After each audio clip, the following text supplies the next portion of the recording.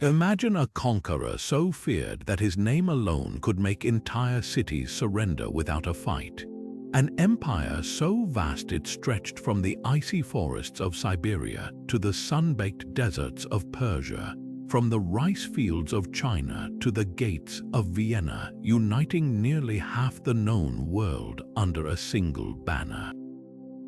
Yet for all its power, the Mongol Empire remains shrouded in myths and half-truths, its legacy often reduced to tales of brutal conquest. But what if I told you there's another side to this story? A hidden history filled with astonishing innovations, unexpected alliances, and secrets so profound they reshape everything we thought we knew about the world's greatest land empire. This wasn't just a machine of destruction, it was a force of transformation. The Mongols didn't just conquer, they connected. They built highways of trade and ideas that linked East and West, sparked cultural revolutions, and even pioneered concepts like religious tolerance and diplomatic immunity centuries before the modern world caught up. Yet these breakthroughs are rarely whispered outside the pages of dusty academic journals. Why? Because history is written by the victors, and the Mongols, in the end, were painted as villains. But beneath the surface lies a tapestry of intrigue, ambition, and genius waiting to be unraveled. So today, we're going beyond the battle cries and the Hollywood stereotypes. We're stepping into the shadows of the Silk Road, where spies and scholars moved like ghosts, where empires rose and fell on the strength of a single letter, and where the fate of millions hinged on decisions made in felt tents under the endless steppe sky. This isn't just a story of conquest, it's a story of how the modern world was shaped in ways you've never been told. And by the end, you'll see the Mongols not just as warriors, but as architects of the impossible. Ready to uncover the secrets they left buried, let's begin. Think of everything you've heard about Genghis Khan's beginnings, abandoned as a child, raised by wolves, a bloodthirsty savage from birth. But the truth, far stranger and more human. The boy who would unite the Mongols wasn't born with a sword in his hand. He was born Temujin, named after a captured enemy chief, a sign of the brutal world awaiting him. His father, a minor chieftain, was poisoned by rivals when Temujin was just 9 years old. Overnight, his family was cast out, left to starve on the steppes. This wasn't some mythic hero's origin, it was survival at its rawest, and here's where the story twists. The Mongols never forgot Holon, his mother. While history loves to focus on warriors, it was her relentless will that kept them alive. She taught Temujin the art of politics in a land where alliances shifted like the wind.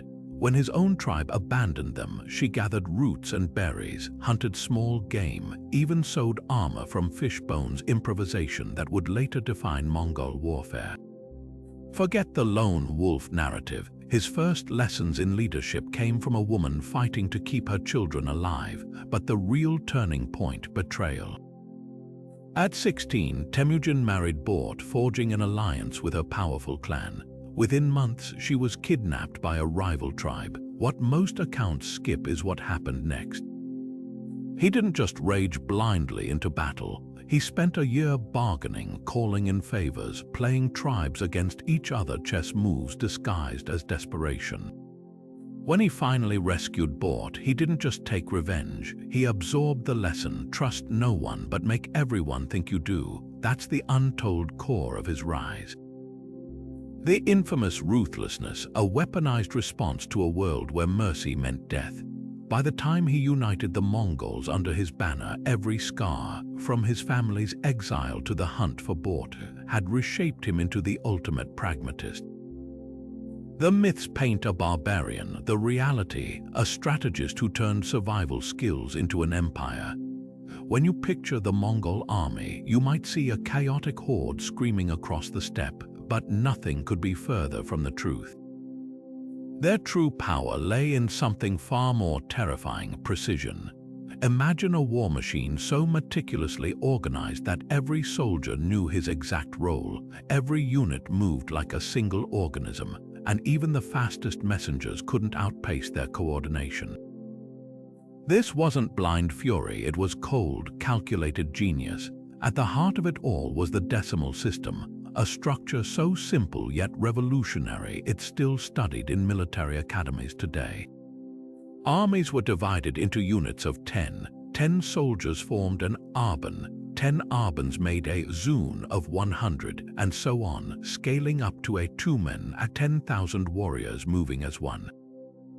But here's what made it deadly. Every leader was chosen purely by merit. No noble births, no inherited titles. If you could fight and inspire loyalty, you rose, meaning even the lowest-born herder could command thousands if he had the skill. This created an army where every link in the chain was forged from proven talent, not privilege.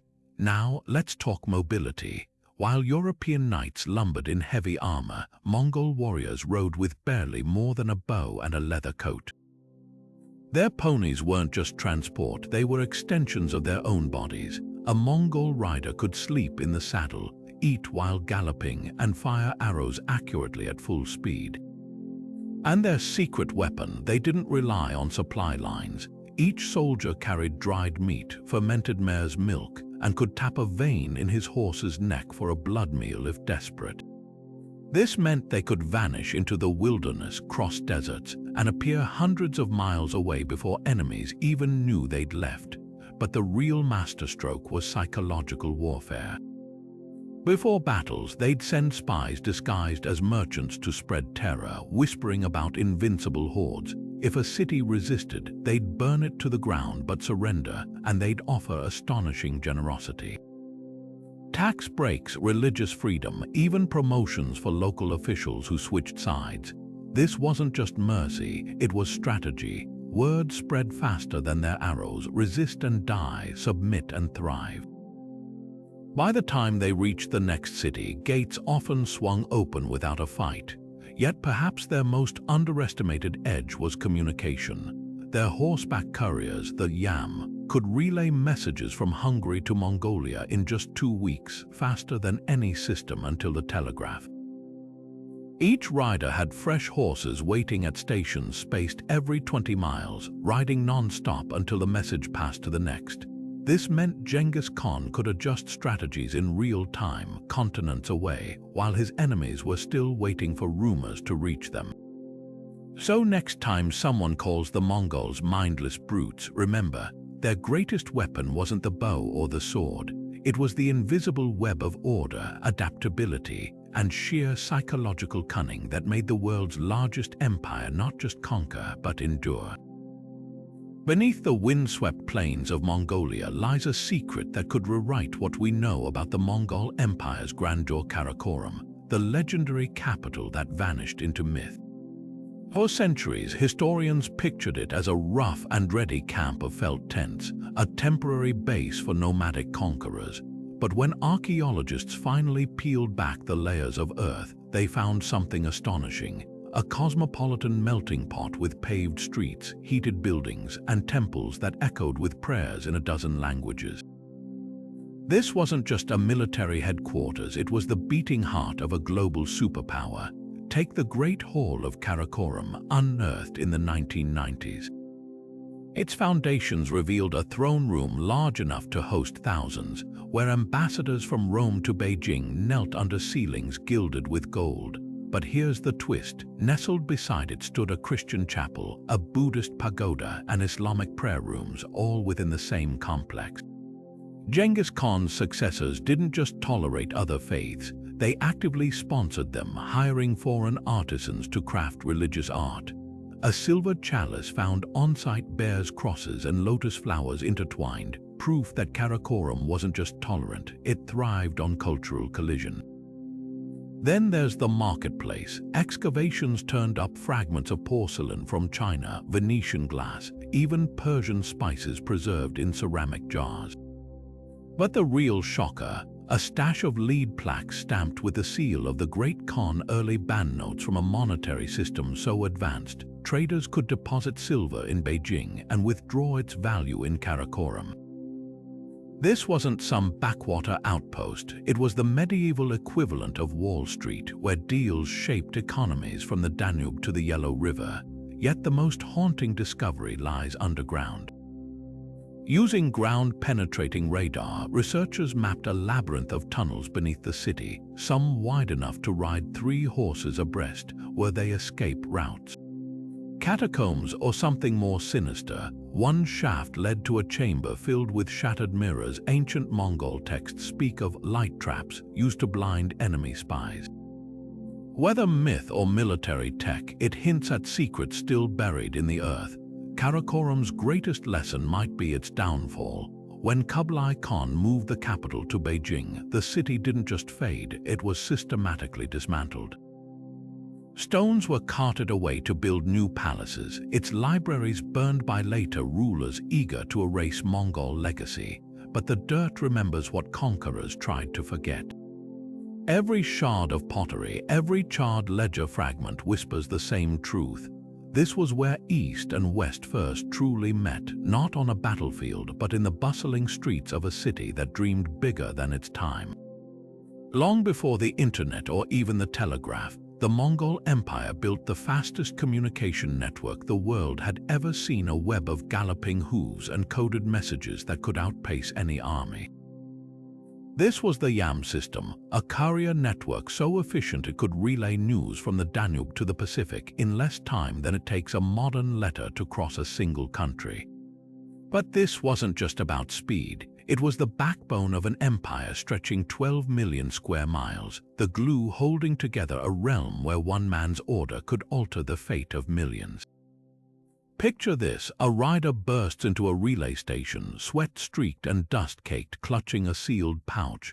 Within seconds, he's handed a fresh horse while another courier already has the pouch strapped to his saddle, racing toward the next station 20 miles away. These weren't just pit stops, they were meticulously spaced fortresses stocked with spare mounts, food, and armed guards.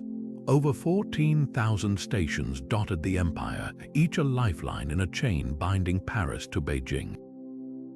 And here's the kicker: the entire system ran on a passport system of engraved metal plates. Lose yours and the penalty was death, but the real genius lay in what those riders carried.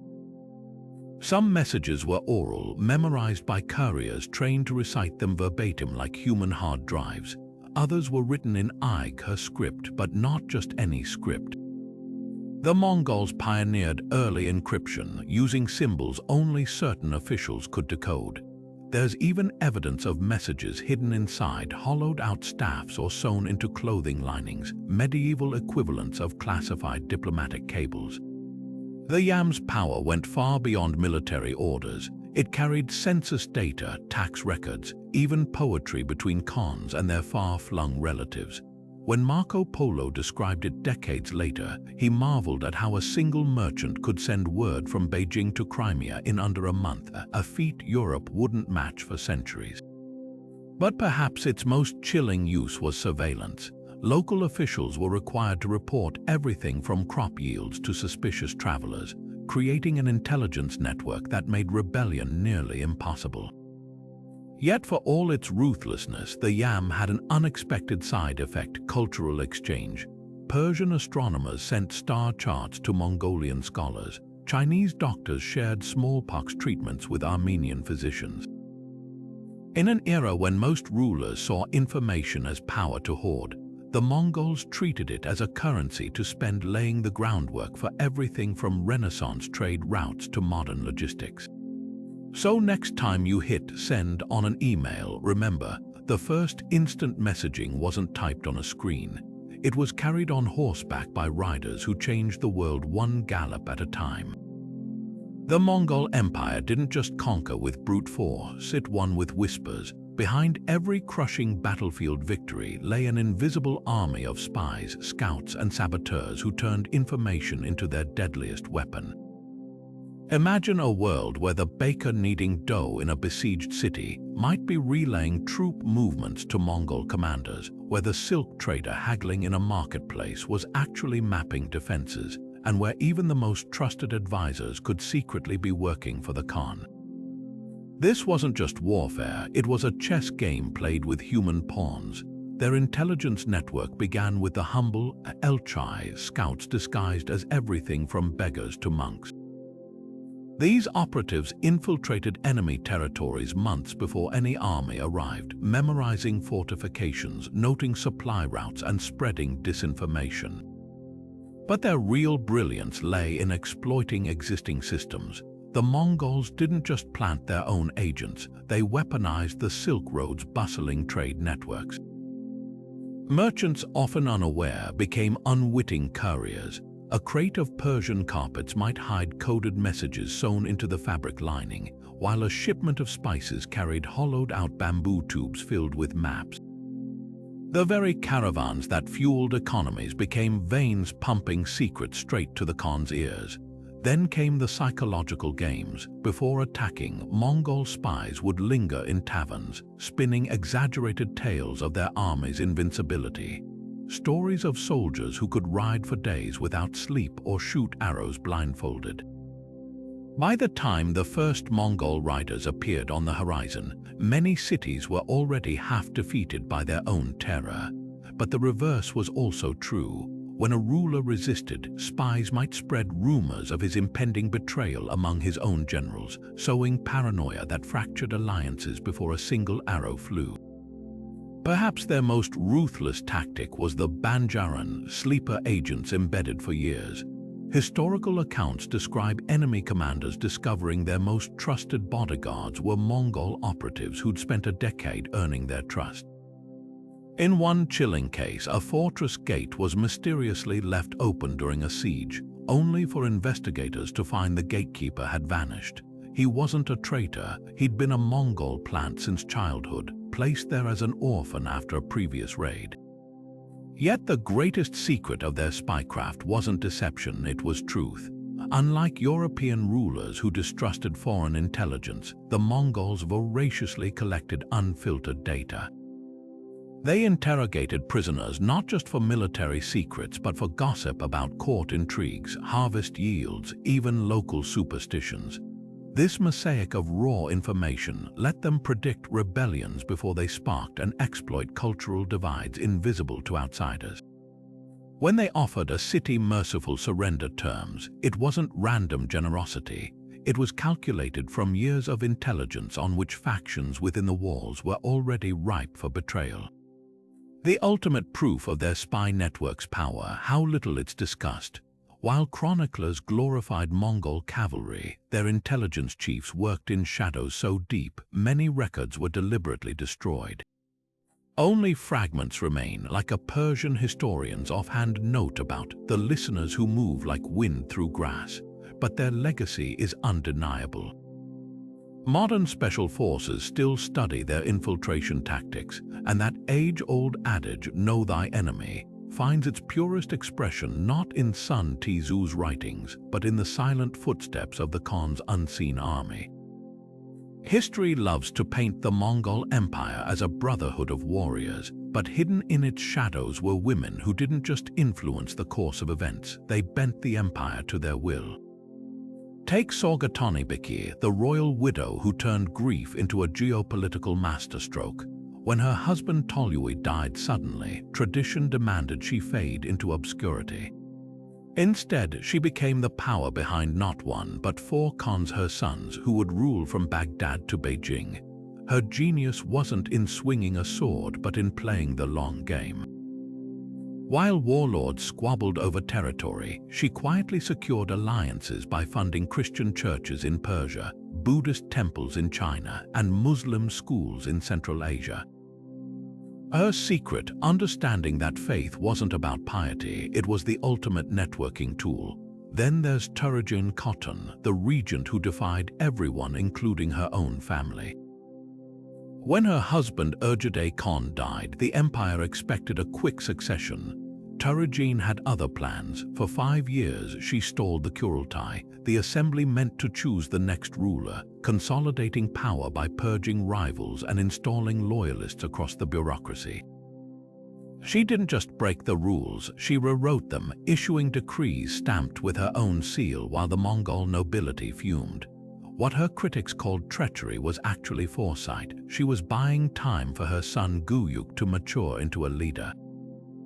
And when he finally took the throne, the empire didn't collapse into chaos as predicted. It thrived because she'd spent those years ensuring the machinery of state would outlast any one ruler. But the most audacious might have been Mandakai the Wise, who at 40, an age when most noble women were relegated to grandmotherly duties, rode into battle pregnant, strapped to her saddle to quell a rebellion. After her husband's death, she could have retired to a life of ceremonial gestures. Instead, she adopted a 7-year-old orphan, declared him Genghis Khan's heir, and spent the next decade crushing warlords who dared question her authority. Her signature move, turning maternal symbolism into a weapon. By publicly nursing the boy Khan from her own cup at state functions, she weaponized motherhood, framing descent as an attack not just on the throne, but on the sacred bond between parent and child. These women weren't exceptions. They were part of a system that, for all its brutality, offered women avenues of power unimaginable in medieval Europe or China. Mongol noblewomen managed entire cities as personal fiefdoms, commanded treasuries, and even held veto power during Kurultais.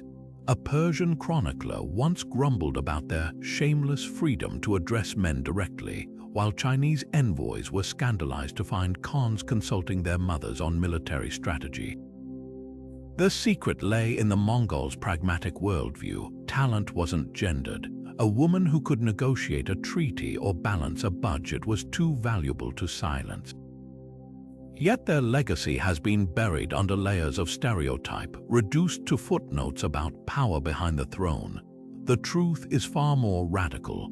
These women didn't lurk in shadows. They stood in full daylight, dictating tax policies, receiving foreign dignitaries, and in Mandakai's case, leading cavalry charges. When Temujin ordered the execution of a minister who mocked her authority, she didn't do it secretly. She had him torn apart by horses in the public square, a message etched in blood and hoofprints. This wasn't subtle manipulation, it was raw sovereignty wrapped in silk. Their stories force us to reconsider what we think we know about power in the medieval world. While Elena of Aquitaine was under guard during her rebellions and Chinese empresses ruled through eunuch proxies, Mongol women governed openly, fought battles, and shaped an empire that stretched across continents. The steppes didn't just breed conquerors, they forged queens who understood that real power isn't taken with a sword alone, but held through the relentless calculus of loyalty, fear, and the occasional well-timed act of mercy. Genghis Khan's final moments are wrapped in layers of mystery, as if the great conqueror himself demanded one last puzzle for history to unravel. Some chroniclers claim he succumbed to a fever after a fall from his horse, while others whisper of an infected arrow wound from a forgotten skirmish. Persian historians insist he was assassinated by a Tangut princess, a final act of defiance from a people he'd nearly wiped from existence. But here's what's undeniable. His death in 1227 wasn't just an end, it was a meticulously staged disappearance. The secrecy began immediately. According to the secret history of the Mongols, only his closest sons and generals witnessed his passing in the field. They carried his body home under strict silence, executing anyone who crossed their path to ensure no word leaked. Even the funeral procession took twisted routes, with riders doubling back to erase their tracks. But the real enigma lies in his burial. Legends say his men diverted a river over his grave, letting the currents erase all traces. Others claim they trampled the site with 1,000 horses or planted a forest atop it. The truth we may never know. Modern expeditions armed with satellite imaging and ground-penetrating radar have scoured the suspected regions of Mongolia's Khentai Mountains, finding nothing but tantalizing dead ends. Why such extreme measures? Because Genghis Khan understood the power of symbols. His tomb wasn't just a resting place, it was the ultimate safeguard against rebellion. In a realm held together by sheer force of personality, leaving no grave to desecrate meant no rival could claim victory over his legacy. Even the memorial at Burkhan Khaldun, visited by pilgrims today, is almost certainly a decoy. The Mongols perfected the art of psychological warfare in life, and in death their leader became a ghost haunting the empire's enemies. Every rumor about his burial site, every conflicting account of his death served a purpose to make him immortal. Yet the greatest irony lies in what happened next. While European kings built towering mausoleums that attracted grave robbers and revolutionaries, Genghis Khan's absence became his most enduring monument. His successors turned the mystery into myth, claiming he'd ascended to the eternal blue sky rather than died. For centuries, Mongol Khans held ceremonies at empty tents, speaking to his spirit as if he still ruled. Even today, the lack of a grave lets him belong to everyone and no one. The man who forged an empire with steel ensured his memory would outlast stone. For over 800 years, the whereabouts of Genghis Khan's tomb have taunted historians and treasure hunters alike, a mystery guarded as fiercely by modern technology as it once was by sworn silence. In the early 2000s, a team of archaeologists and geophysicists descended on Mongolia's Kentiai Mountains, armed with drones, satellite imagery, and ground-penetrating radar. Their mission, to scan every inch of the sacred Burkhan-Koldun region where whispers placed the burial site. What they found, or rather didn't find, speaks volumes. The terrain revealed anomalies, underground chambers, disturbed soil patterns, even what looked like man-made tunnels. But just as hope flared, local guides abruptly halted the expedition.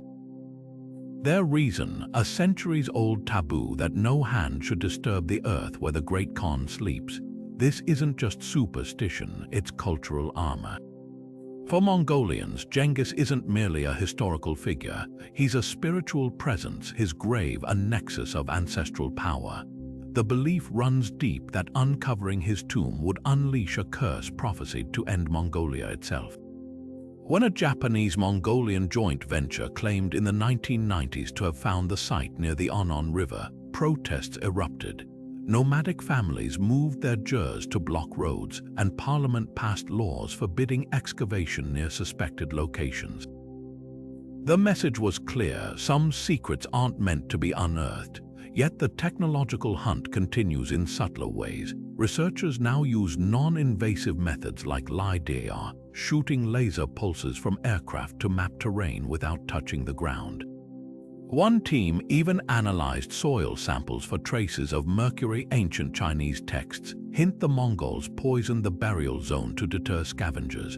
The most tantalizing clue emerged when a Chicago-based project discovered a 14th-century ceramic shard bearing a single word in Aigha script: forbidden. Was this a marker, a warning, or pure coincidence? The resistance isn't just about reverence. Historians point to a darker calculation. Genghis's descendants may have systematically erased all records to prevent the tomb becoming a rallying point for rivals. Persian chronicler Rashid al-Din wrote that 40 noble hostages were slain at the burial site, their blood mingling with the earth to seal its secrecy. If true, the grave isn't just hidden, it's a monument to the empire's ruthless pragmatism. Modern Mongolia walks a tightrope between honoring tradition and embracing discovery. While officials quietly greenlight surveys, they publicly deny any breakthroughs. Meanwhile, herders report strange lights over the mountains at night. Some say spirits, others speculate clandestine digs. The irony: Genghis Khan may have achieved in death what he did in life, making the world bend to his will without ever being seen. Until the land itself decides to yield its secret, the greatest conqueror in history remains exactly where he intended: nowhere and everywhere at once. The vast Mongol Empire wasn't built on empty stomachs. It was forged by warriors who turned their diet into a battlefield advantage. While medieval European armies lugged grain sacks and starved when supply lines broke, Mongol soldiers thrived on a high-protein, high-fat diet that seemed almost superhuman to their enemies. At its core was the horse, not just as transportation but as a walking pantry. Fermented mare's milk, called erag, provided portable probiotics that prevented dysentery, a scourge that crippled other armies, while dried meat strips tucked into saddlebags could last for months without spoiling.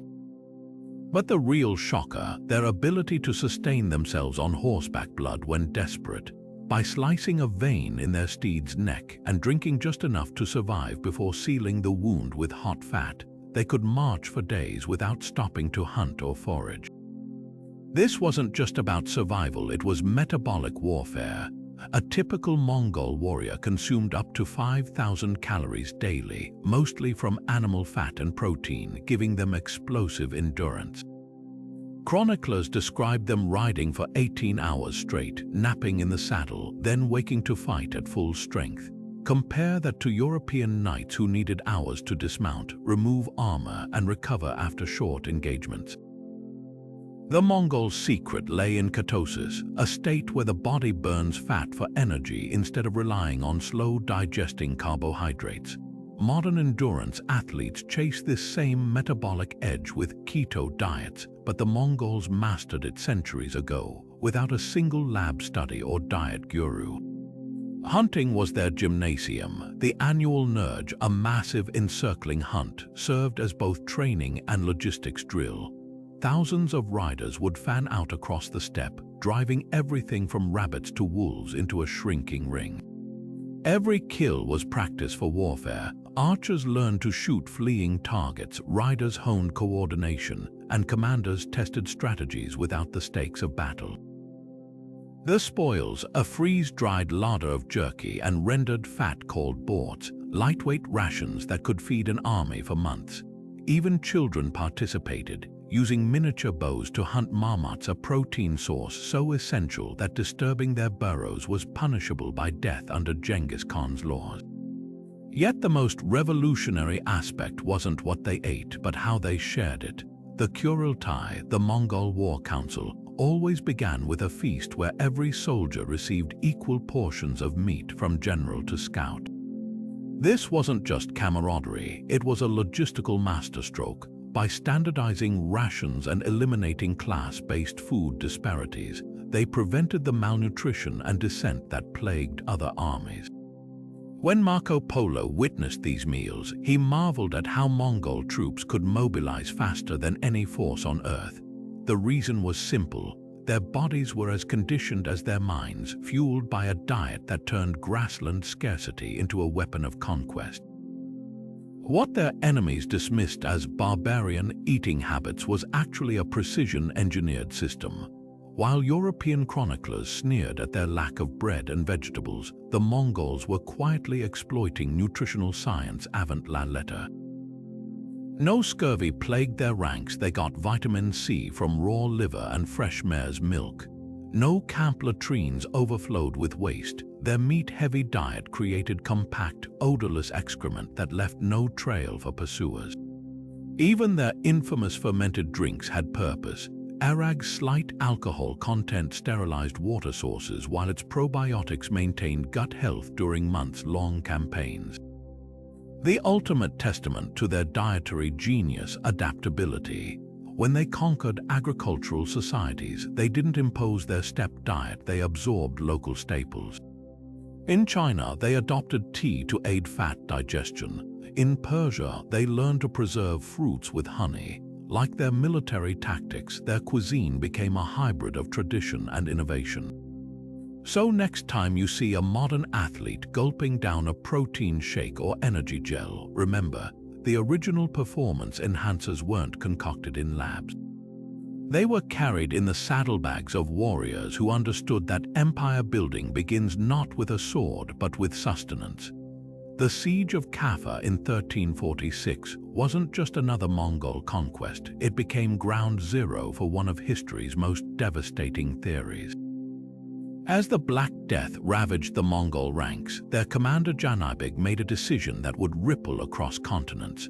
According to an Italian notary named Gabriel de Mussi, who claimed to witness the events, Mongol forces loaded their catapults with corpses of plague victims and hurled them over the city walls. The horror wasn't just psychological, it was epidemiological. When panicked Genos merchants fled the infected city by ship, they allegedly carried the plague to Mediterranean ports, igniting the pandemic that would wipe out a third of Europe. But here's where the story twists. While this account feels like a medieval bioterrorism playbook, the truth is far murkier and more fascinating than a simple act of biological warfare. Modern historians pore over Dumussi's account with forensic skepticism. His chronicle, written years after the fact, is the sole surviving source of the corpse catapult claim. No Mongol records mention the tactic, and archaeological evidence from Kaffa's ruins shows no sudden mass burials matching his timeline. Yet the theory persists because it fits a darker pattern. The Mongols had form with psychological siege tactics, flinging severed heads, poisoning wells with animal carcasses, even using trebuchets to launch beehives. But the plague's transmission was likely more accidental than strategic. Genetic studies of Yersinia pestis strains reveal the Black Death had already reached Europe through multiple routes before Kaffa, carried by rats in grain shipments and along trade roads the Mongols themselves had interconnected. The real scandal isn't whether Janibeg weaponized the plague, it's how the story reveals medieval Europe's need to blame outsiders. Dumussi's account became wildfire in a continent desperate to explain its suffering, painting the Mongols as inhuman architects of doom. Never mind that the same Silk Road the Mongols policed also moved medical knowledge. Arab doctors in Mongol employ wrote some of the earliest accurate descriptions of plague symptoms. The corpse catapult tale endures because it feeds into the oldest of narratives, civilization versus barbarism, with germs as the ultimate barbarian weapon. But consider this counterpoint. If the Mongols did spread the plague intentionally, it backfired spectacularly. The Black Death shattered their hold on Eurasia as thoroughly as Europe's feudal systems. Their carefully maintained trade networks became death highways, and population collapse made taxation nearly impossible. The empire that mastered biological dominance might have fallen victim to its own interconnected world. Whether myth or military miscalculation, the story of Kaffa forces us to confront an uncomfortable truth. The greatest threats often emerge not from malice, but from the unintended consequences of human ambition. Beneath the glittering caravans and official toll stations of the Mongol Silk Road lay a thriving underworld, one the Khans didn't just tolerate, but actively managed like puppet masters pulling hidden strings. While history celebrates the empire's open trade policies, few realize their grip extended far beyond legal commerce. The Mongols didn't just patrol the Silk Road, they profited from its shadows, turning smuggling networks into state-sponsored enterprises and counterfeit currency into a geopolitical weapon. Take the case of the orphan caravans, merchant groups supposedly operating outside imperial oversight. Official records paint them as rogue operators, but excavated tax ledgers tell a different story. These caravans paid bribes directly to regional Mongol governors, who provided armed escorts through restricted zones. A single scroll found in Turpan details how a governor in Samarkand took a 15% cut of smuggled jade shipments in exchange for falsified customs seals. This wasn't corruption, it was policy. By allowing select black market trade, the Mongols siphoned wealth that would have otherwise flowed entirely underground while maintaining plausible deniability. Then there's the silk counterfeit racket. Chinese silk was the medieval equivalent of gold, light, valuable, and universally desired. The Mongols strictly controlled its production, but clever weavers in Persia began producing near-perfect replicas. Instead of cracking down, Mongol officials turned this into an opportunity. They imposed quality verification fees on counterfeit silk, essentially licensing its trade. A Venetian merchant's diary from 1291 describes being sold imperial-grade silk in Bukhara, only to later discover it bore hidden watermarks identifying it as sanctioned counterfeit. The genius buyers paid premium prices for fakes they believed were real, while the Mongols collected taxes on goods that cost them nothing to produce. But the ultimate power move was their manipulation of paper money. After conquering China, the Mongols adopted its banknote system, then weaponized it. Officials in Tabriz and Aleppo found stacks of near-identical Yuan dynasty notes with deliberate flaws, misprinted characters, altered seals, even varying paper thicknesses. These weren't forgeries, they were monetary traps. By flooding markets with subtly flawed currency, the Mongols could destabilize local economies at will. A merchant caught with irregular notes would face confiscation unless he paid a verification tax. Persian historian Rashid al-Din recorded a chilling account of Mongol agents posing as money changers in Baghdad, identifying dissenters by who complained about the fraudulent bills. The black market's crown jewel, the narcotics trade. While opium had circulated for centuries, the Mongols industrialized its distribution. They granted protected status to certain caravans transporting medicinal resins along the northern routes to Russia, where demand surged. A 14th-century Russian chronicle describes Mongol tax collectors accepting payment in opium pellets, stamped with the imperial seal, evidence of state-sanctioned trafficking. Even more audacious was their manipulation of religious pilgrimages. Sufi mystics traveling between Persia and India were granted duty-free passage for their holy supplies. Inspecting their cargo was punishable by death, ensuring narcotics flowed freely under the cloak of piety. Yet this shadow economy wasn't lawless. The Mongols enforced their own brutal order.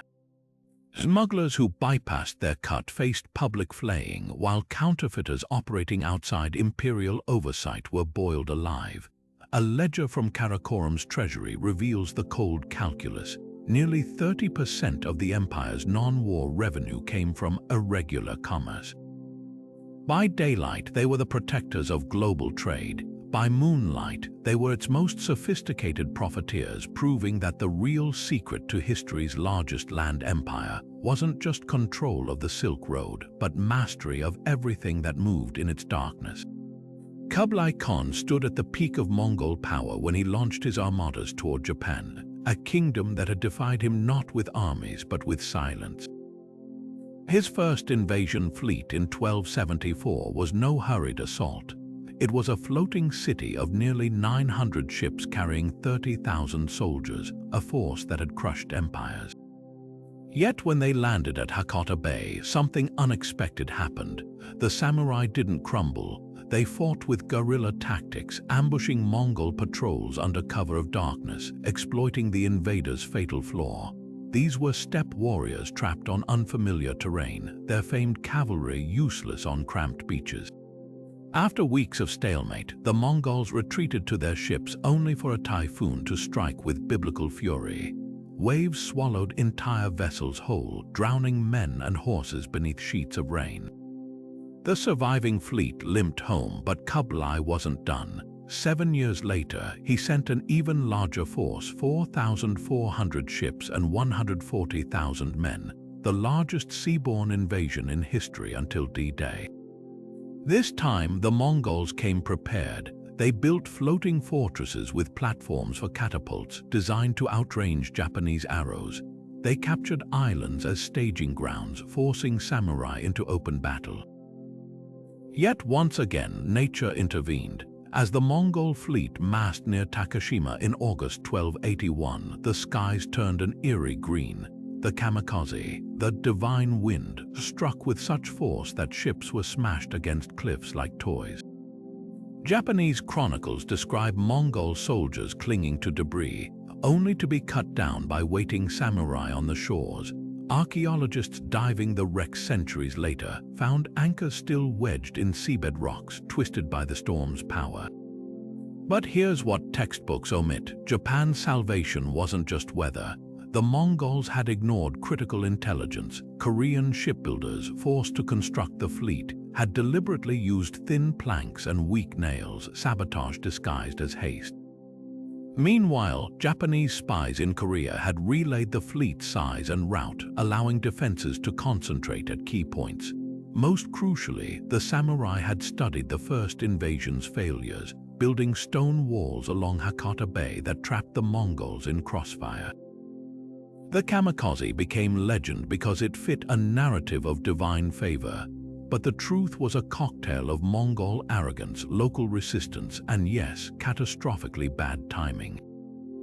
Kublai's other great naval disaster, the Java campaign of 1293, reveals even starker miscalculations. Tasked with punishing King Kertingara for insulting Mongol envoys, 1,000 ships landed on Java's shores only to find their target already dead in a coup. The local usurper, Jayakatwang, offered tribute to avoid war, but the Mongol commander, a Persian named Ikmes, demanded total submission. What followed was a masterclass in how not to wage tropical warfare. The Mongols allied with a rebel prince named Raden Wijaya, who promised guides through Java's jungles. Instead, he led them into sweltering traps. Monsoon rains turned paths to sludge, rusting armor and soaking bowstrings until arrows fell useless. Heatstroke felled more men than enemy blades. When Wijaya suddenly turned on his allies, the Mongols found themselves surrounded in mangrove swamps, their ships burned behind them. The few survivors who made it back to China told of crocodiles dragging wounded men into murky waters. Both campaigns expose a fatal blind spot in Mongol strategy. Their unbeatable mobility meant nothing on waves or in jungles. While steppe tactics relied on open spaces and rapid retreats, naval warfare demanded holding fixed positions. Worse, Kublai had delegated command to outsiders, Persian admirals and Chinese generals who lacked the tribal loyalty that bound Mongol units. Yet the greatest irony lies in the aftermath. Japan's kamikaze myth fueled centuries of nationalist fervor, while Java's victory was quickly forgotten. Wijaya used Mongol weapons and tactics to found the Majapahit Empire, which would dominate Southeast Asia, proof that even in failure, the Mongols reshaped the world in ways they never intended. The lost fleets left another legacy: sunken time capsules. In 1980, fishermen near Nagasaki hauled up a Mongol anchor studded with Chinese coins, likely a soldier's hidden pay, now crusted into coral. More haunting are the Vietnamese ceramics found in Java's wreck sites, proof that these ships carried not just warriors, but merchants hoping to profit from conquest. Every salvaged chopstick and rusted sword whispers the same truth. Kublai's dreams of ocean empires didn't vanish in the storms. They sank, weighted down by the same hubris that doomed all great conquerors who believed the world's edges could be tamed. The Mongol conquests weren't just won on horseback. They were sealed in the minds of their enemies long before the first arrow flew. Their most devastating weapon wasn't the composite bow or the siege engine, but a simple, brutal choice: surrender or vanish. This wasn't empty theatrics. It was a masterclass in psychological warfare, refined over decades into a system so effective that half their empire fell without a fight. When a Mongol army appeared outside a city's gates, messengers would deliver terms so precise they left no room for negotiation. Open your doors, swear loyalty, and your people would keep their homes, their temples, even their local rulers, provided they paid tribute and supplied troops. Resist, and the Mongols would make certain nothing remained but wind-scoured stone and whispered warnings. What made this tactic so chilling wasn't its cruelty. Other empires had razed cities, but its surgical predictability. The Mongols always followed through. When Nishapur rebelled in 1221, they didn't just sack it, they obliterated every building, killed every living thing down to the cats and dogs, and piled the skulls into pyramids as mile markers for the next defiant city. Yet weeks later, when Herat surrendered without resistance, its citizens watched in disbelief as Mongol accountants arrived to take census, not heads. This duality wasn't random, it was calculated theater.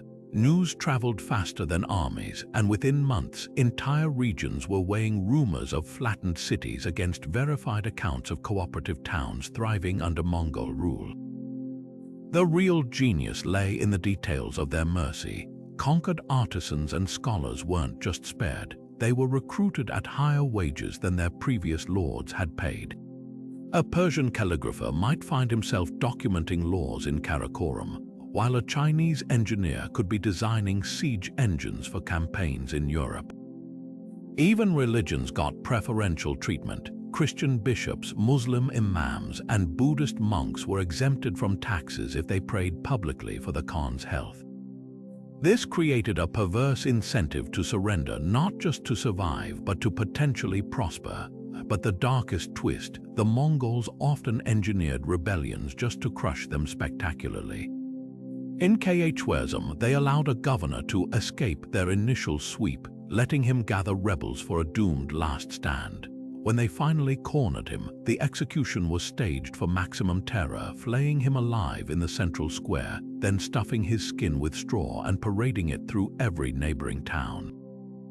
The message was clear: resistance wasn't just futile, it was a script the Mongols had written themselves. Yet for all its brutality, the system worked because it offered something rare in medieval warfare: certainty. Most conquerors lied. They promised mercy, then pillaged anyway. The Mongols never broke their word, whether offering protection or promising annihilation. In an era where truces were routinely violated, their ruthless consistency became a perverse form of trust. A merchant in Bukhara might never see a Mongol soldier in his lifetime, but he knew exactly what would happen if his city ever rebelled. That ironclad reputation, more than any army, is what held the empire together. The true art of surrender wasn't in the giving up, it was in making submission feel like the only rational choice. The Mongol Khans didn't just conquer bodies, they conquered souls. While medieval Europe waged holy wars and burned heretics, Genghis Khan's descendants played faith like a chessboard, patronizing every religion from Nestorian Christianity to Tibetan Buddhism with ruthless pragmatism. Their genius wasn't in choosing one god, it was in pretending to honor all of them. Take Sorgatoni Biki, the royal matriarch who funded a Christian church in Persia, a Buddhist monastery in China, and a madrasa in Turkestan, all while privately practicing shamanism. This wasn't piety, it was political calculus. By bankrolling rival clerics, she ensured no single faith grew powerful enough to challenge Mongol rule. The most brazen performance belonged to Genghis Khan, the Ilkhanid ruler who converted to Islam in 1295 amid great spectacle, only to keep his personal shamans whispering spells in his tent.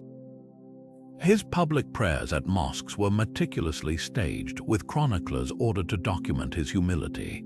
Yet treasury records reveal he simultaneously sent gold to Buddhist monks in Tibet and Armenian bishops in Anatolia.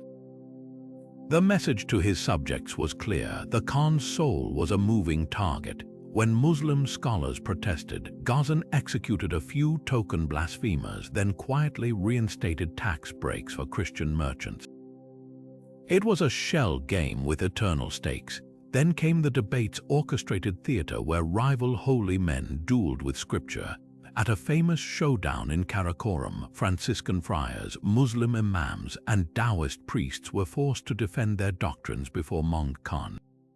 The twist: the Khan declared all religions equally valid, but demanded their leaders swear oaths of loyalty to him alone. Witnesses described Buddhist lamas and Nestorian bishops sharing meals afterward, their theological rivalries muted by mutual dependence on Mongol favor. This was the empire's real spiritual innovation. Faith became a loyalty test, not a truth claim. Yet the darkest manipulation happened in the shadows. When Hulagu Khan besieged Baghdad in 1258, he spared the city's Christians not out of mercy, but because his wife, Dokuz Khatun, was a Nestorian. Overnight, churches overflowed with opportunistic converts clutching crosses looted from dead neighbors. The Mongols didn't just exploit existing religious divides, they weaponized them, offering protection to minorities as a warning to majorities. In China, Tibetan Buddhists suddenly found themselves elevated above Confucian scholars, their temples funded by taxes extracted from rival communities. The ultimate proof of their cynicism, the Pax Mongolica interfaith peace, was enforced by the same armies that sacked Alamat's Ismaili libraries and razed Kiev's cathedrals. Tolerance had limits. Any religion preaching resistance met swift annihilation. When Muslim rebels in Bukhara cited Quranic verses against Mongol rule, their mosque was dismantled brick by brick and rebuilt as a stable. A Franciscan missionary's letter home captures the surreal reality.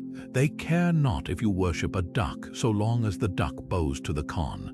This spiritual pragmatism left an unexpected legacy.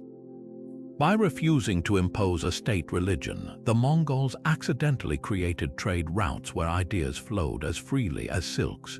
Sufi mystics exchanged poetry with Zen monks, while Armenian merchants carried illustrated Bibles into Buddhist Mongolia. The empire's true faith was never in heaven, but in the cold arithmetic of control, where every prayer could be a bargaining chip and every conversion a dagger wrapped in scripture. Buried deep in the vaults of Beijing's forbidden archives and scattered across Persian manuscripts, a shadow history of the Mongol Empire waits, one that challenges everything we think we know about their rule. While official chronicles glorify the Khans as unstoppable conquerors, these suppressed texts reveal a world of poisoned wine, fabricated prophecies, and throne room betrayals so convoluted they'd make Game of Thrones look tame.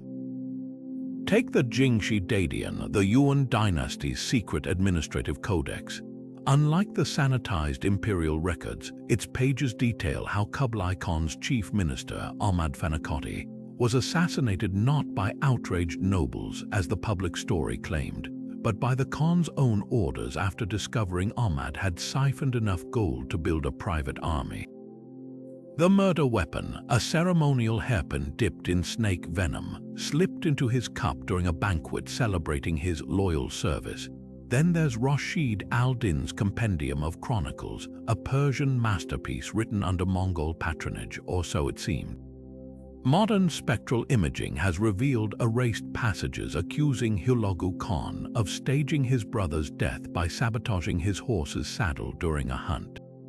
Even more explosive are the marginal notes in a surviving Yuan-era copy of the Secret History of the Mongols, where an anonymous scribe scrawled allegations that Kublai's favorite wife, Chabai, orchestrated the sudden demise of his heir, Genghis, by replacing his heart medicine with ground jade. These aren't just salacious rumors, they're clues to a system where power wasn't just taken, it was stolen in whispers. The censorship runs deeper than palace intrigue. A set of 13th century tax ledgers from Hangzhou, recently decoded using AI, shows entire provinces disappearing from official records after rebellions. One scroll lists a black harvest of confiscated lands under a column labeled Jebai, folded away, a euphemism for territories purged from memory. Meanwhile, a Persian medical text suppressed for centuries describes a mysterious, shaking sickness that killed 3 of Genghis's grandsons. Modern epidemiologists examining the symptoms now suspect deliberate poisoning via fermented mare's milk laced with aconite. But the most startling revelations come from the Zhiyuan Zhengyao, a Yuan cooking manual masquerading as innocuous culinary advice. Between recipes for lamb stew and honeyed desserts, it casually mentions which dishes neutralize common poisons, a survival guide for dining at court. One entry describes how to test for arsenic using silver needles hidden in robe sleeves, while another advises serving pomegranate seeds to guests first. If they hesitate, they might fear the fruit's natural detoxifying properties would nullify their own poison. This wasn't gourmet dining, it was gastronomic warfare. Why does this shadow archive matter? Because it rewrites the narrative of Mongol invincibility. Their empire wasn't just forged on battlefields, it was patched together with propaganda, its cracks papered over by scribes paid to turn chaos into legend. Every divine wind that saved Japan, every loyal general who died mysteriously, these weren't twists of fate. They were carefully stage-managed illusions designed to make the Mongols seem like destinies chosen rather than masters of the world's most ruthless PR campaign. The truth, as always, lies not in the official histories but in the ink they tried to scrape away. Genghis Khan's most enduring conquest wasn't carved into stone or written in chronicles, it's woven into the very fabric of humanity's DNA. In 2003, a groundbreaking genetic study revealed a Y chromosome lineage so widespread that statistically, 1 in every 200 men alive today carries the Mongol conqueror's direct genetic signature. That's roughly 16 million descendants walking the earth centuries after his death, a biological empire outstripping even the territorial reach of his historical domain.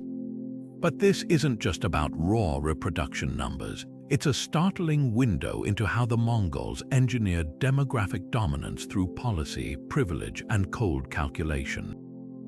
At the empire's peak, Genghis and his male relatives didn't just father children, they institutionalized procreation as a tool of control. High-ranking warriors were granted harems of conquered women, while loyal allies received brides from the Mongol elite as political bonds. The Khan himself had over 500 documented consorts, but the real multiplier was his system of incentives. Commanders who sired large families got tax breaks, while barren wives could be replaced without stigma. In a society where status depended on clan size, reproduction became a civic duty. The result, a single lineage exploding across continents, from the Danube Delta to the South China Sea. Modern geneticists call this phenomenon the Genghis Khan effect, a founder event where one man's DNA spreads exponentially through social advantage.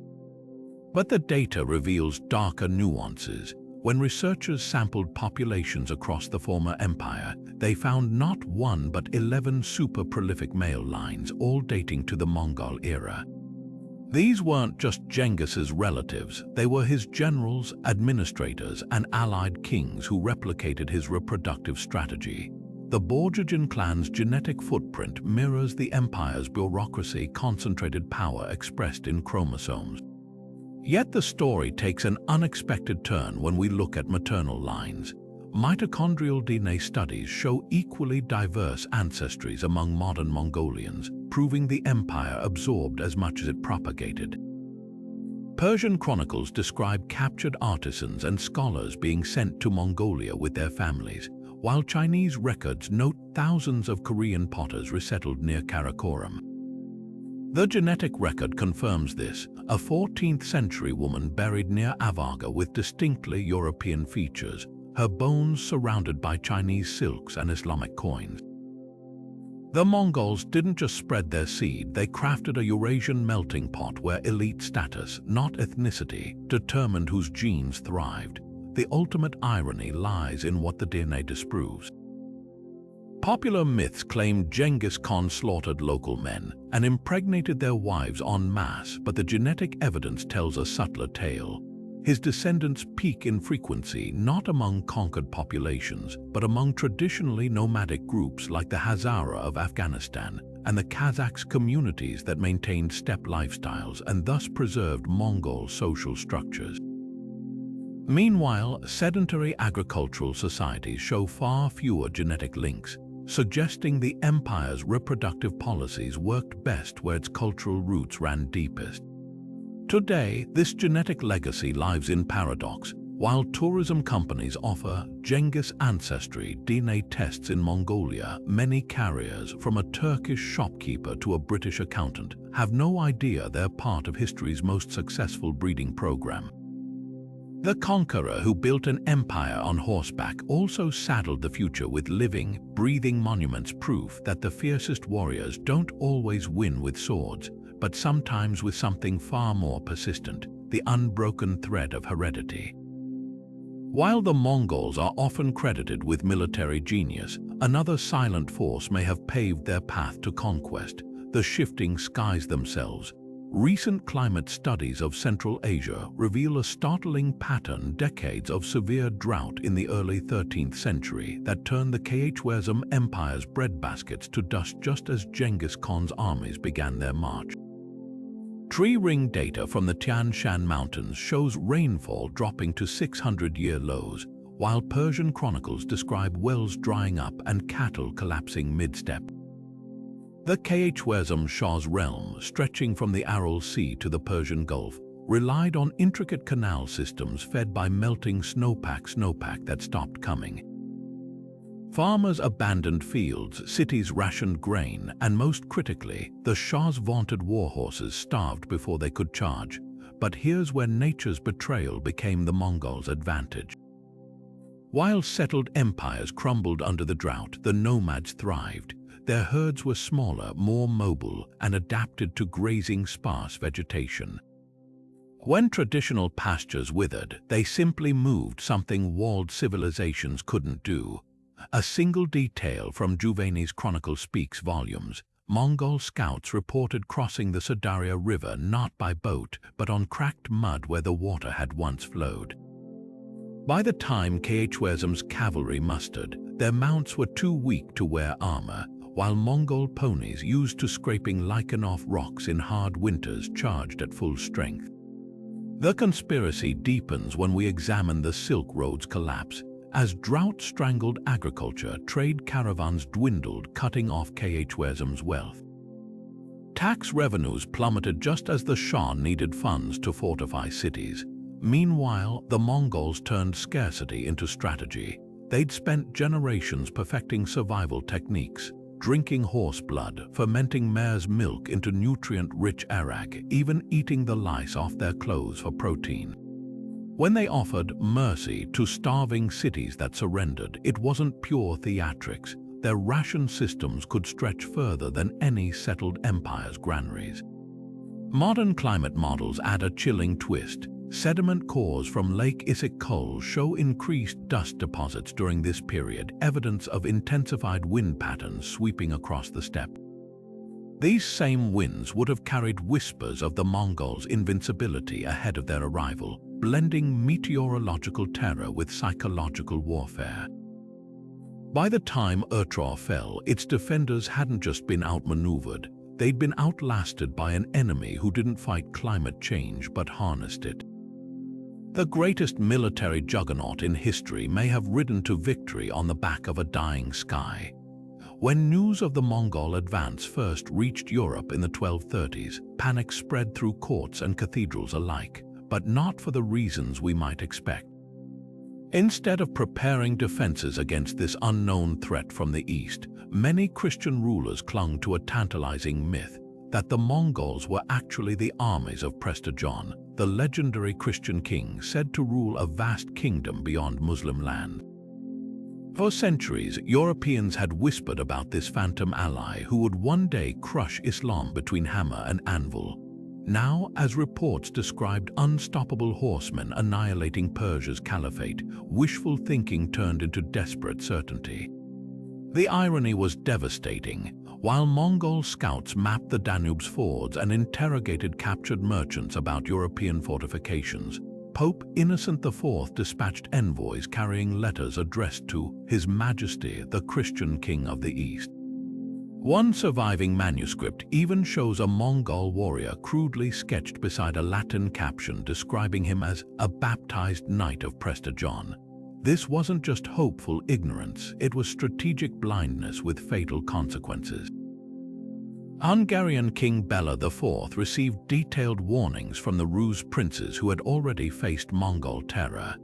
Yet when the first raiding parties crossed the Carpathians in 1241, his nobles were still debating whether to greet them as fellow crusaders. The truth, when it came, arrived in fire and blood. A captured Mongol scout brought before Bela spat out a grim reality check. There is no Prester John. Only the eternal blue sky and the Khan beneath it. By then, it was too late. At the Battle of Mohai, European knights in heavy armor charged straight into a river the Mongols had secretly dammed upstream.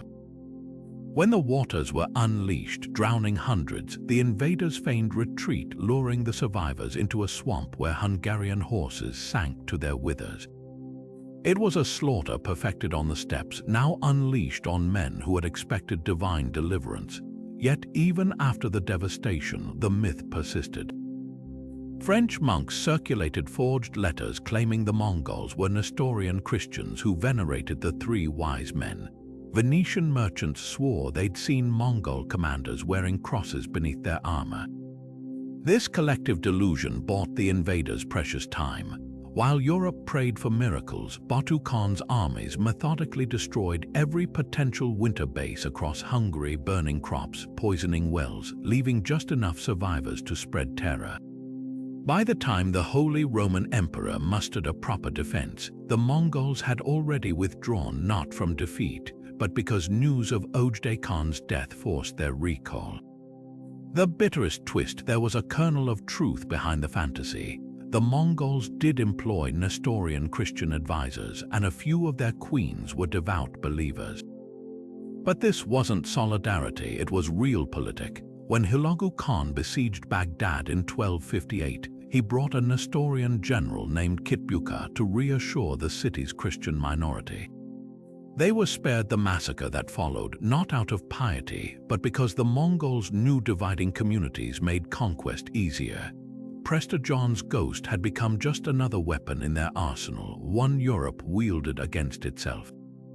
Looking back, the tragedy wasn't just that Europe believed in a savior who didn't exist.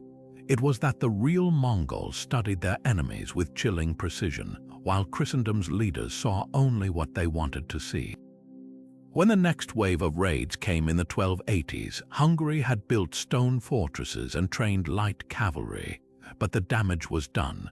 Those wasted years of wishful thinking had allowed the Mongols to carve a lesson into the continent's bones. In war, the most dangerous illusions are the ones we choose to believe. Deep in the frozen soil of Sarai, the Golden Horde's glittering capital, archaeologists uncovered a grave that made even seasoned researchers pause. The skeleton lay face down, its head severed and placed between its knees, a silver coin stamped with the Khan's seal wedged in its teeth. Local diggers crossed themselves and whispered the old Tatar word for the undead, Ubarek. This wasn't just a brutal execution, it was a ritual designed to trap a soul forever. Across the former Khanate, dozens of similar burials emerged, all dating to the Horde's death throes in the 1400s. Some skeletons had iron nails driven through their shoulders, others were pinned beneath millstones, their mouths stuffed with ash. These weren't the acts of foreign invaders, they were the work of terrified subjects, convinced their own rulers had returned from the grave to haunt them. The Golden Horde's collapse wasn't just political, it was supernatural in the minds of those who lived through it. Tatar folktales speak of Khans who demanded blood tribute even after death, their corpses refusing to decay in crypts. Chroniclers wrote of entire villages abandoned after sightings of pale riders in Mongol armor, their wounds still dripping black ichor. But peel back the folklore and you'll find a chilling reality. These vampire myths were born from very real horrors. When the Black Death swept through in the 1340s, the Horde's leaders didn't quarantine or flee, they doubled down on brutality, blaming minorities and executing healers. By the time plagues and civil wars subsided, half the population was gone, and the survivors saw tyranny as something not even death could stop. The true killer of the Golden Horde, though, wasn't superstition. It was a betrayal written in ledgers, not legends. For 2 centuries, the Horde had thrived as Europe's shadow economy, taxing Silk Road caravans and selling Slavic slaves to Mamluk Egypt. Then came the fissure no one predicted, the rise of Muscovy. Russian princes, once obedient tributaries, realized the Horde's power was a mirage. They played rival Khans against each other, funded rebel warlords, and most devastatingly redirected the trade routes that had been the Horde's lifeblood. A single archaeological find tells the tale: a cache of Venetian ducats minted in 1452, found not in Sarai's markets but in Moscow's Kremlin. The money had found a new master, yet the final blow came from within. The Horde's elite, obsessed with bloodline purity, descended into fratricidal wars over succession. Khan after Khan fell to poisoned kumis or assassins' knives, each death fracturing the realm further. By 1480, the once mighty empire had shattered into squabbling khanates, their armies starving, their treasury empty. The vampire graves, they weren't just folk magic, they were the last act of defiance by a people who'd seen their rulers suck the land dry. When Ivan the Terrible finally conquered Kazan in 1552, he didn't just defeat a weakened foe, he buried a nightmare that had lingered for a century. The Golden Horde didn't just fall, it was staked through the heart by its own excesses, leaving behind bones in the dirt and stories too dark to forget. The Mongols didn't just conquer territories, they conquered knowledge, systematically looting the world's greatest inventions and refining them into weapons of domination. Take gunpowder, which they first encountered as primitive fireworks in China. Within decades, their engineers had transformed it into something far deadlier, hollowed-out clay shells packed with shrapnel, the precursors to modern grenades. Persian chroniclers describe Mongol sappers tunneling beneath city walls to plant these thunder crash bombs, their explosions collapsing fortifications while panicked defenders fled the unseen horror. But the real innovation wasn't the bombs themselves. It was the Mongol logistics network that mass-produced them. Captured Chinese chemists were relocated to Karakorum's workshops, where they worked alongside smiths from Damascus, creating standardized recipes etched onto wooden tablets in 3 languages. This wasn't mere imitation, it was industrial espionage on a scale the world had never seen. Compasses tell another story of stolen genius. Initially used by Song dynasty navigators for feng shui, the Mongols grasped their military potential during the invasion of Java. Faced with monsoons that scattered their fleet, Kublai Khan's admirals adapted Chinese compasses with Persian astrolabes, creating hybrid devices that could track latitude even in storms. A surviving example, unearthed near Quanju, bears inscriptions in Arabic numerals and Mongolian script, proof of its multicultural origins. These weren't just tools, they were keys to maritime dominance, allowing Mongol fleets to strike year-round when medieval Europeans still hibernated their navies for winter. Then there's the curious case of Persian Khanat's underground irrigation tunnels that turned deserts green. After sacking Nishapur, the Mongols didn't destroy these waterways, they enslaved the engineers who built them. Within years, Khanats were snaking through Mongolia itself, feeding Karakorum's orchards and enabling siege armies to camp indefinitely outside enemy cities. A Byzantine envoy's memoir describes watching Mongol troops divert an entire Khanat to deprive a besieged town of water, then offer to restore it for a price. Hydraulic engineering had become psychological warfare. Perhaps their most devastating appropriation was the counterweight trebuchet. Initially developed in the Islamic world, the Mongols captured its inventors during the sack of Baghdad and forced them to build machines twice the size. Chinese records describe whirlwind trebuchets that could hurl 300-pound stones over 600 feet, but the real breakthrough was modular design.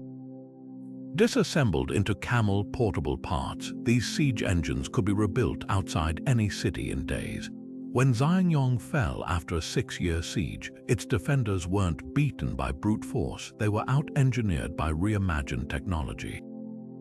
The ultimate irony, the Mongols' greatest strength wasn't creating inventions but erasing their origins. By the time European scholars encountered gunpowder or compasses, their Mongol roots had been scrubbed from history, repackaged as exotic Eastern secrets. Even today, we credit Song dynasty alchemists for gunpowder and Arab traders for compasses, forgetting the empire that weaponized them. The real theft wasn't the technology, it was the memory of who truly unlocked its potential. In the end, the Mongols didn't just conquer lands, they rewrote the history of innovation itself, leaving behind tools that shaped the modern world while burying the hands that forged them. When a Mongol courier arrived at a foreign court, the real message often wasn't in the words, it was in the silk. Letters from the Khan came wrapped in specific colors, white for peace, blue for warning, black for threats.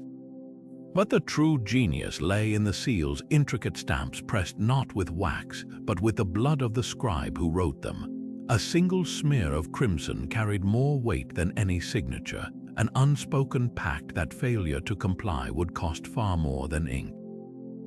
This was the hidden lexicon of empire, where every fold and fiber conveyed meaning invisible to the untrained eye. Take the infamous letter Hulagu Khan sent to the assassins before obliterating their mountain fortresses. On the surface, it read like typical diplomatic bluster until you noticed the characters for mercy written in shaky strokes as if the scribe's hand had trembled. Persian scholars later realized this was no accident. The irregular script mirrored the exact tremor patterns of a man poisoned with small doses of arsenic, a gruesome calling card hinting at the fate awaiting those who resisted. Even more chilling, the paper itself was impregnated with wolfsbane, leaving readers' fingertips numb for days. The message was clear: the Khan's words could reach out and touch you long after the courier had gone. But the Mongols didn't just weaponize materials, they mastered psychological symbolism.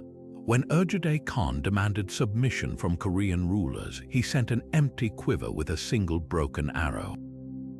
To steppe nomads, this signaled no more arrows to waste on you, a surrender or face annihilation.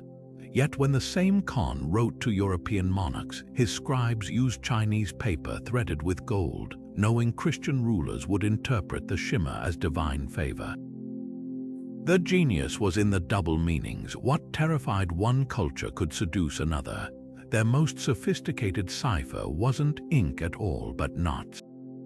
The Kereg system used colored threads tied in precise patterns along a leather cord, with each combination corresponding to battlefield commands or tax quotas.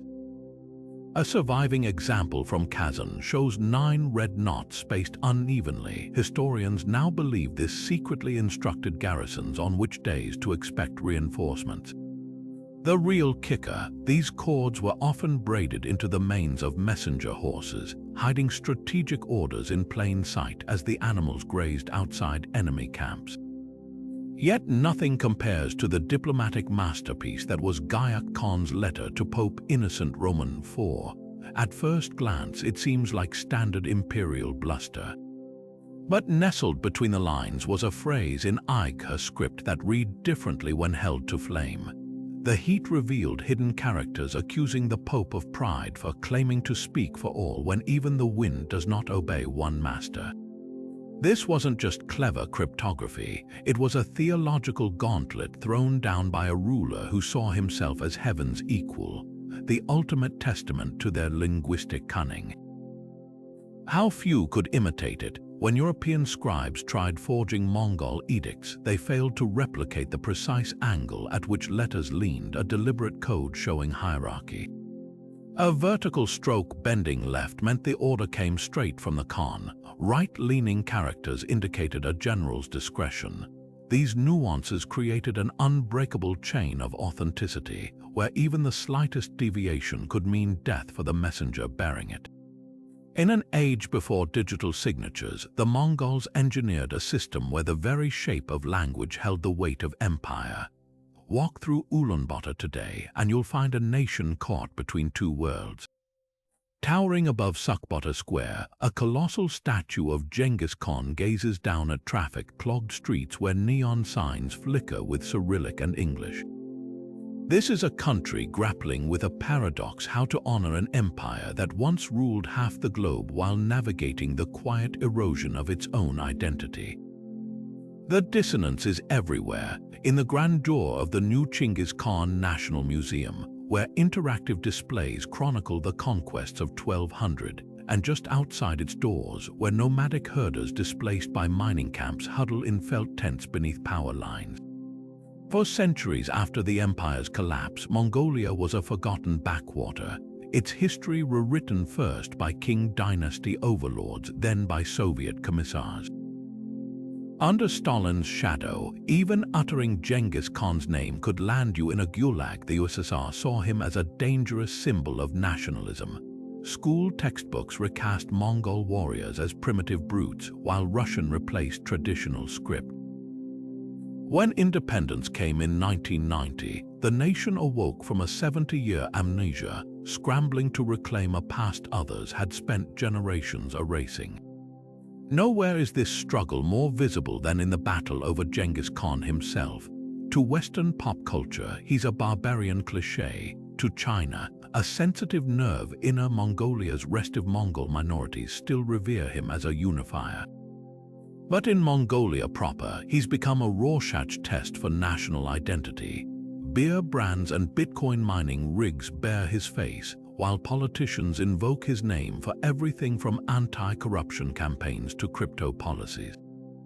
The parliament debates whether to rebrand the country as Genghis Mongolia, even as scholars warn against reducing their history to a single man's mythos. The tension spills into economics. Beneath Mongolia's steppes lie trillion-dollar deposits of copper, coal, and rare earth minerals, a subterranean fortune that could transform one of Asia's poorest nations. Yet foreign investors control 80% of the mining sector, sparking protests under banners reading, "What would the great Khan do?" Herders who have grazed these lands for centuries now blockade bulldozers, their cause amplified by viral videos set to throat-singing covers of folk anthems. The government waffles between courting multinationals and passing laws to reclaim Mongol wealth, a balancing act as precarious as the empire's famed horseback archers. Even the landscape bears scars of this identity crisis. In the Gobi Desert, a 50-meter stainless steel statue of Genghis astride his horse draws busloads of tourists, while just kilometers away, abandoned Soviet-era factories crumble into the dust. Young Mongolians toggle between worlds, posting TikTok videos in traditional deal robes by day, scrolling through K-pop and Kremlin propaganda by night. The language itself is under siege, with 30% of urban youth now preferring English over native Mongol terms for technology and business, yet glimmers of reinvention emerge. A new generation of historians sifts through Persian and Chinese archives to reconstruct the empire's administrative brilliance, not just its battles. Tech startups riff on the YAM postal system's efficiency to build logistics apps, while artists blend traditional horsehead fiddle music with electronic beats. The irony is palpable, a people once synonymous with conquest now fighting their quietest war to rescue their soul from the twin tides of globalization and amnesia. The Mongols reshaped the medieval world not through brute force alone, but by absorbing the best of what they found. Today's challenge is whether they can do the same for themselves. The Mongol Empire leaves behind a legacy that defies simple labels, a whirlwind of destruction and innovation, cruelty and vision. On one hand, they were architects of devastation, their conquests wiping cities from the map with a brutality that still chills the blood. Nishapur's skull towers and Baghdad's burned libraries stand as grim testimonies. Yet in the same breath, they forged connections between continents, weaving a world where Persian astronomers debated with Chinese scholars in Karakorum's courts, where Venetian merchants could travel from Crimea to Beijing under a single, enforced peace.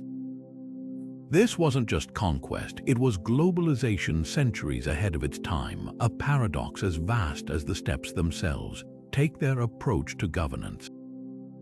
While European kingdoms fractured under feudal rivalries, the Mongols built a meritocracy where a blacksmith's son could rise to command armies, where religions coexisted under laws punishing sectarian violence.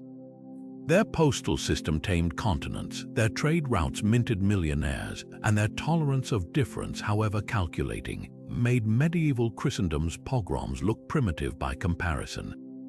Yet this same system thrived on terror, on the certainty that rebellion meant not just defeat but erasure. The Mongols didn't just rule, they reprogrammed societies, leaving cultures to either adapt or vanish. The label barbarian crumbles under scrutiny. Barbarians don't pioneer international law, as the Mongols did with their diplomatic immunity edicts.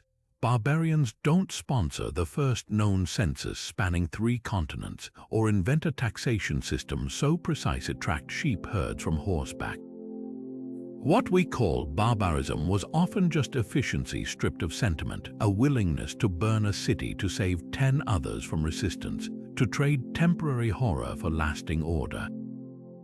Their violence wasn't mindless, it was mathematical, every atrocity calibrated to maximize submission. Yet the greatest testament to their complexity lies in what survived them. The Renaissance flowered from seeds carried along Mongol trade routes, Italian banks built on their financial innovations, Copernicus citing star charts from Marrake's Mongol-funded observatory. Even the word horde, now synonymous with mindless masses, originally meant royal court in their language. The empire's shadow lingers in our connected world, from the concept of passports to the DNA of millions who'll never know they carry a conqueror's blood. So the next time someone dismisses the Mongols as mere destroyers, ask, did Rome build a bridge between Bacon and Ibn Sina? Did Alexander's conquests gift Europe block printing or gunpowder? History's villains are rarely so generous with their gifts, nor its heroes so ruthless in their methods. The truth lies in the tension between these extremes, in recognizing that the same forces that raised civilizations also tore down the walls between them. Now it's your turn. Which Mongol mystery pulls at your curiosity? The fate of Genghis Khan's lost tomb, the secret tactics of their spy network, or the untold stories of women like Mandakai who steered empires from horseback? Drop your thoughts below and let's keep unraveling history's most fascinating paradox together. Ever watched a Netflix epic like Marco Polo and wondered how much of that dazzling drama is actually rooted in history?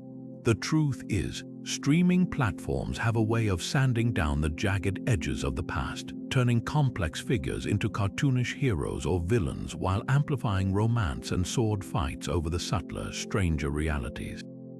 Take Kublai Khan's portrayal as a brooding philosopher king when in reality, he was a ruthless pragmatist who once executed an entire embassy for failing to kneel properly, yet also penned poetry and funded groundbreaking astronomical research.